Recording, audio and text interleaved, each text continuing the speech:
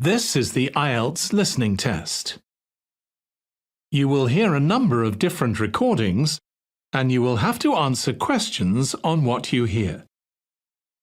There will be time for you to read the instructions and questions, and you will have a chance to check your work. All the recordings will be played once only. The test is in 4 parts. At the end of the test, you will be given 10 minutes to transfer your answers to the answer sheet. Now turn to Part 1.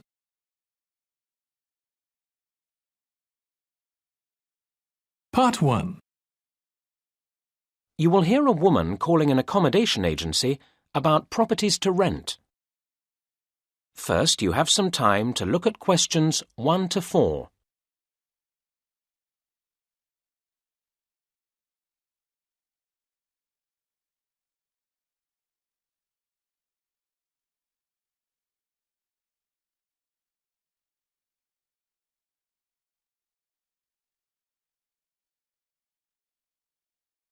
You should answer the questions as you listen, because you will not hear the recording a second time.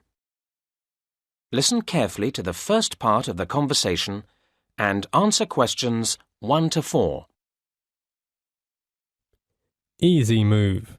Good morning. How can I help you? Hello. I saw your advertisement in the paper, and I'm calling to ask about renting an apartment. Certainly. What kind of apartment do you have in mind? Well, I don't know exactly. I mean, it depends on price, to some extent. Okay. Now we have properties across the whole range. The average is probably $120 per week. Oh, it's a little expensive than I thought. They start at $80. That's the lowest we have usually. And they go up to $190. I could manage the lowest figure. An important question is how long you're planning to rent. We don't do short lets. I'd want an apartment for 9 months, perhaps longer. That would be fine. Our contracts are for a standard of 6 months, and that can be extended. Fine. What about the viewing arrangement? All right. Can you come to our office on Thursday? I'm afraid I don't have any availability on Thursday. How about Wednesday? Let me see. Okay. That'll be fine. Oh, if possible, I'd like to see details of some properties first. We can post you a list, or you may find it easier to look on the internet.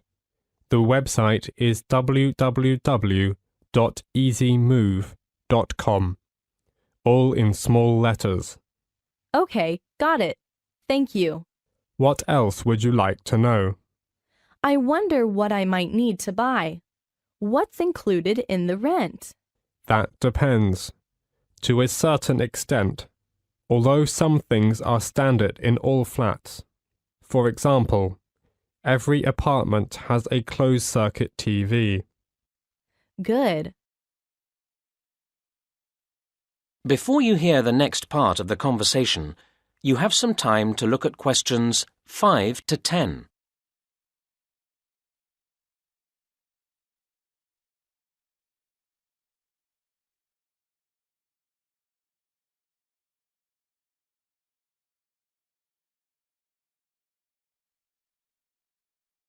Now listen and answer questions 5 to 10. Good. What about kitchen equipment? Do you offer? Tableware? You know, plates, knives, and forks, things like that. No, only a microwave oven and a fridge, I'm afraid. Okay. What about the utilities? Are they all included in the rental? I don't think so. You see, you have to pay for the heating bills. What extra charges would I get? Is water extra? Yes, it is. But the gas bill is part of the rent, and you don't have to pay for that. Right. I have made a note of that. Are you looking forward to moving in soon? I hope so. The thing is, we have a few flats at the moment that we'd like to get rented out by the end of the month. I'll talk about them later. But first, let me take your details. Sure. Can I have your full name? Okay. It's Angela Jacobs. Jacobs. Angela Jacobs. Right. And your address, please? It's 4 Lion, like the animal, Road, Melford, MF45JB. Okay. And then I need to have a telephone number of yours. My mobile number is 099-547-21823. Would that do? Of course. Now, let's take a look at the apartments I mentioned before. That is the end of part 1. You now have 1 minute to check your answers to part 1.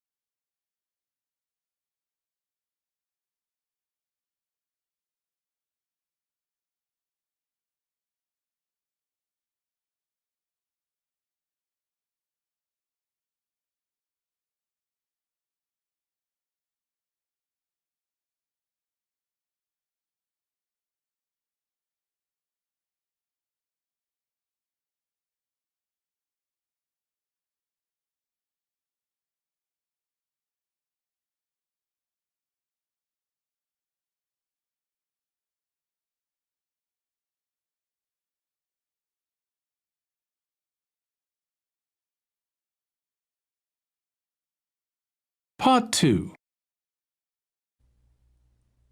You'll hear a tourism program, Manor House Town Theatre. First, you have some time to look at questions 11 to 13.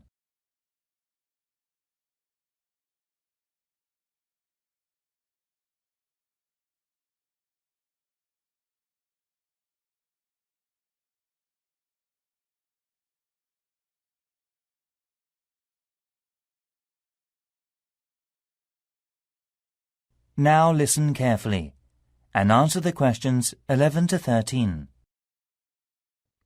Hello, everybody, and welcome to Parkson. I truly hope that you'll enjoy working here, and indeed that some of you may take the opportunity to join our permanent staff. Now, my purpose this morning is to give you a short overview of Parkson and a few pointers about working here. Then I'll hand over to Julia, Head of Human Resources, to begin the training. Right. Now we've seen quite a mixed history in sales recently at Parkson. In 2005, sales climbed at an exciting rate. But then every company in the retailing industry suffered in 2007 as the global economy weakened and consumer confidence eroded. Parkson was no exception. Even with the significant amount of energy and newness we infuse into our business, our financial results were softer than we had originally anticipated going into the year. There were, however, some important positive outcomes, not the least of which is that Parkson outperformed most of its primary competitors in the crucial fourth quarter of 2009. We're delighted to see that sales have recovered to rise again in 2010, so the future looks bright.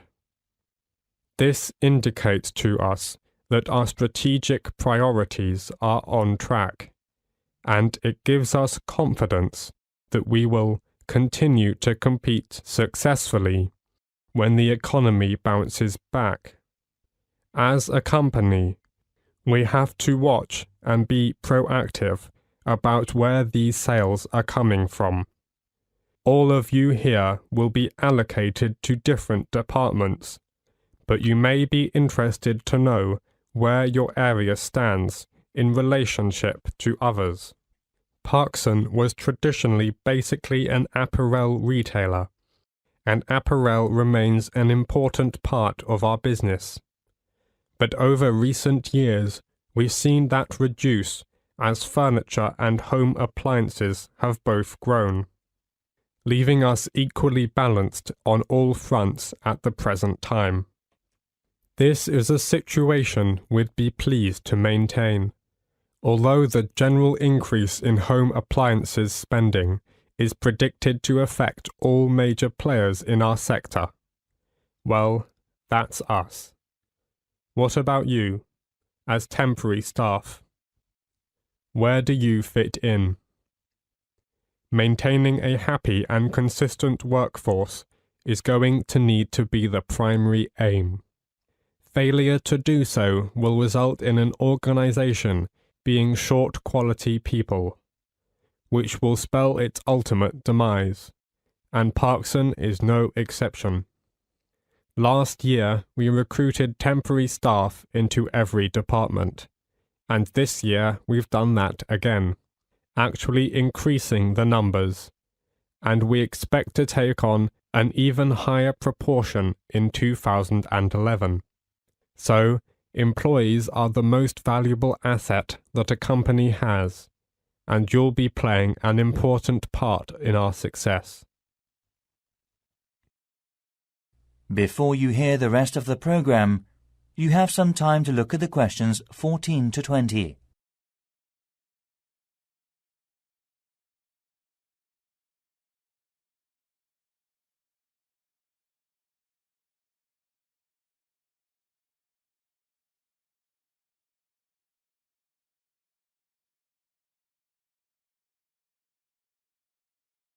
Now listen and answer questions 14 to 20. We regard the Parkson approach to the retail business as something special. Our mission statement, the guiding idea behind everything we do, is the drive to differentiate, and is phrased, pursuing ways to be more creative and distinctive in meeting customer needs. And this belief applies to every customer and every purchase, however large or small. Importantly, the core strategy for Parkson has not changed. Our decisions are guided by the company's 4 priorities: compelling and distinctive assortments, simplified pricing, improving the shopping experience, and creative marketing that builds our brands and drives traffic. These priorities have resulted in Parkson's successful emergence as a national retailer, and they are more relevant than ever moving forward. Clearly, Parkson is distinctly different from other major retailers. Parkson embraces customers and provides an experience that transcends ordinary shopping. So, as an employee, you should keep customers informed. Let them know about magical special events, the Parkson Thanksgiving Day Parade, Halloween fireworks, celebrity appearances, cooking demonstrations, and holiday traditions ranging from the arrival of Santa Claus to tree lightings and animated window displays. To keep yourself up to date about these and all the other aspects of the company, please look carefully through the newsletter that we publish each month, okay? Right. Just a few last things, and then I'll hand over. I think you were all asked for details of your certificates when you filled in your initial application form. Can you make sure that you submit them to the Human Resources Office the day after tomorrow? There's a pile of information brochures on the front desk, and I'd like you to take one each, and please make sure you read them carefully when you get home tonight. It contains lots of useful facts and advice which will help you to fit in the company quickly. Will you also pick up your security pass this afternoon from the office on the 6th floor, as you will need it to get in tomorrow? Without it, I'm afraid you can't go anywhere, so please don't lose it. Oh, and don't forget you'll need it to obtain your staff discount when you make any purchases. Okay, that really is it from me, so now, Julia, if you'd like to. That is the end of Part 2. You now have 30 seconds to check your answers to Part 2.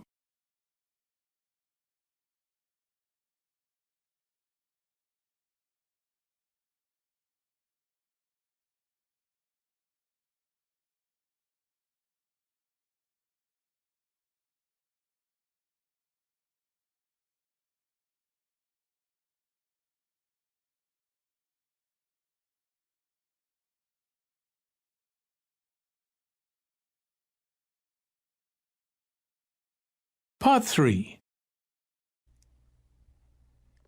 You'll hear a conversation between student Tom and a tutor about a student facility program. First, you have some time to look at questions 21 to 27.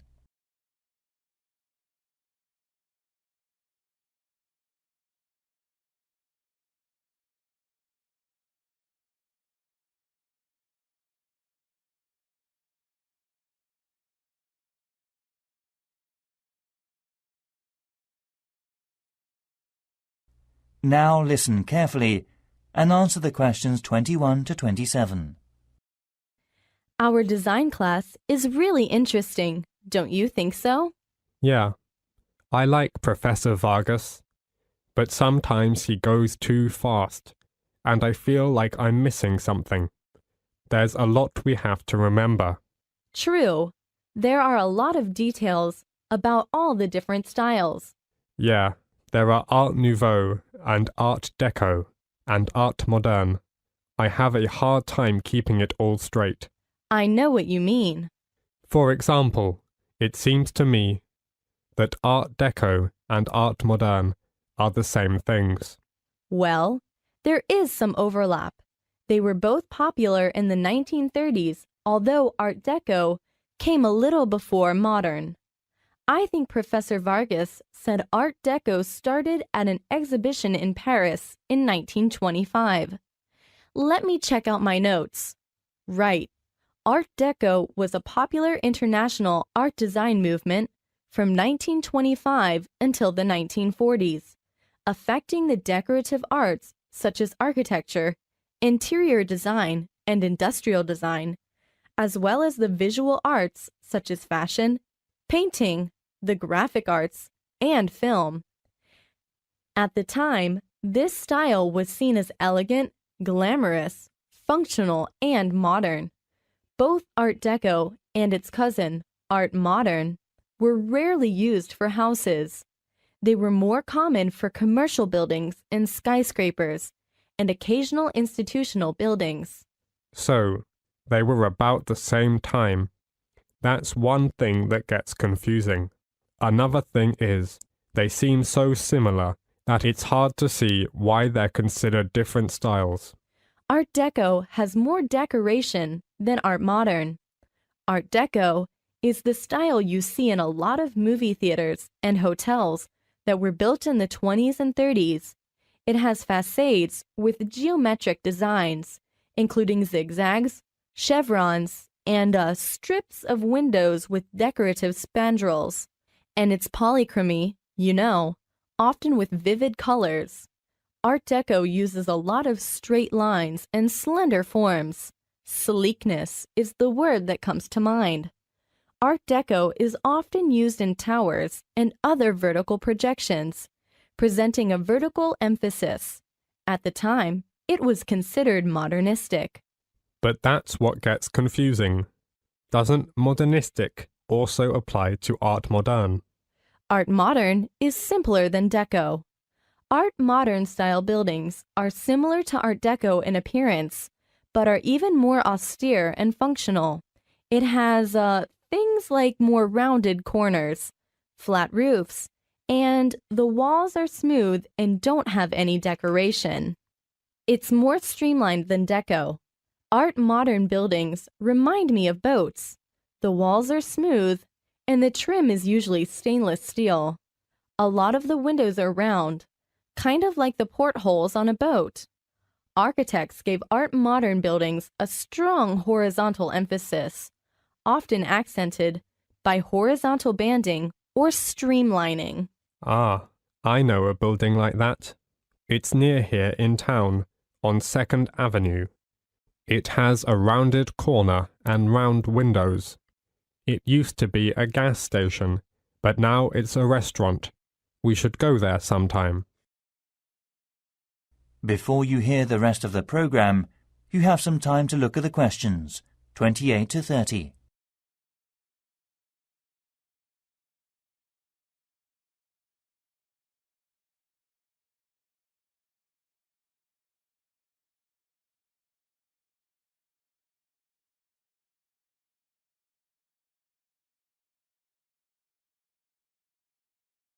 Now listen and answer questions 28 to 30. Yeah, I'd like to see that. My favorite building is the Maritime Building. It's downtown, right across from my father's office. It's Art Deco, built in 1927, and I tell that from the cornerstone. You should see the lobby. It's just beautiful. There's a geometric pattern in the tile on the floor. Kind of a big circle with lots of triangles. And you should see the elevator doors. They're gorgeous. You know, we should go around and look at some of these buildings. Yeah, that would be fun. And, you know what else? This is an idea for our project. We could take pictures of the buildings and do a slideshow in class. Oh, that's a cool idea. But don't we need to get permission to take photographs? Especially of the interior. We need pictures of the lobby of the Maritime Building. We could ask for permission. That shouldn't be a problem. Let's talk to Professor Vargas and see what he thinks. Okay, why don't you do that? I'll go down to the Maritime Building and see if there's anyone there, like a building superintendent, who can give us permission. I'll let you know. Why don't we meet again on Thursday? Okay, fine with me.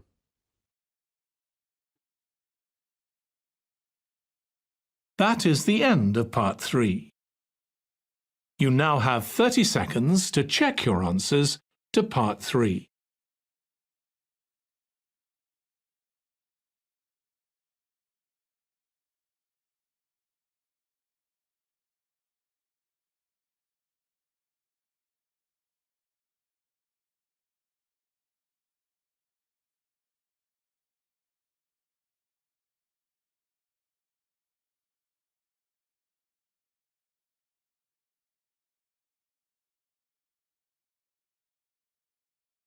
Part 4. You'll hear part of a lecture given by an anthropology professor. First, you have some time to look at questions 31 to 40.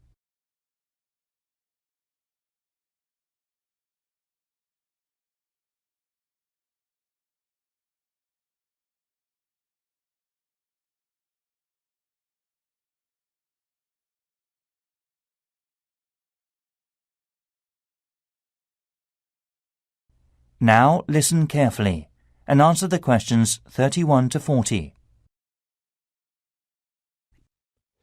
Most people today are familiar with the Aztec Empire, but it may surprise you to know that there is a great deal of disagreement over what kind of an empire it really was. This Aztec Empire history may surprise you. Now let's take a look at an Aztec timeline to get an overview of what happened during the times of this civilization. Collectively, the people of the Allied Central Mexican and American city-states between the 14th century and the 16th century Spanish invasion are commonly referred to as the Aztecs. The Aztec Empire was controlled primarily by a political body called the Triple Alliance. The Aztecs' capital city was located at Tenochtitlan, which is the site of the modern Mexico City, and their empire covered nearly all of the current country of Mexico, extending down into other regions of Central America as well. Then, progressing to the subject of food. Aztec food was a rich combination of many foods that we take for granted today. Not only is much of this rich diet still common in Mexico today, it spread around the world. Let's look at some of what the ancient Mexica peoples ate. Maize was the staple grain of the Aztec Empire. Maize has been domesticated for thousands of years, and it likely first came into common use in Mexico, spreading to the rest of the world from there. Mexico is still one of the world's top maize-growing countries. Aztec food also included beans and squash. Of course, maize and beans are still a cornerstone of the Mexican diet. A healthy combination, especially if you're not eating a lot of meat. Okay, now, moving forward onto the area of clothing. Ancient Aztec clothing, that is, the clothing worn by the tribes that made up the Aztec Empire, such as the Mexica people, was rich in variety, and more importantly, it varied according to the social class that people belonged to. Ancient Aztec clothing was generally loose-fitting and did not completely cover the body. When the Spanish arrived in Mexico, the people were surprised to see them in their full armor, with only their faces exposed. Aztec clothes were generally made of cotton, which was imported, or ielts fiber, made from the maguey cactus. Women would weave the fibers into clothing, a task girls were taught as young teenagers. Because of their vast trading network, the Aztecs were able to make use of a beautiful array of dyes, creating the brilliant colors still seen in Mexico today. Next, let's look at the education situation of the Aztec. The Mexica people of the Aztec Empire had compulsory education for everyone, regardless of gender or class. In the end, people in the Aztec society were generally well educated, though boys received a wider education than girls.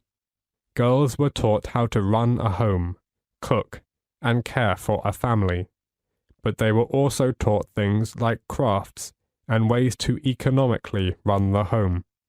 In this way, women had a lot of power in society, though it was behind the scenes. Boys learned other trades and were also taught fighting skills and leadership skills. Finally, then, let's look at Aztec temples. Aztec temples were called by the Mexica people of the empire Teocalli god houses.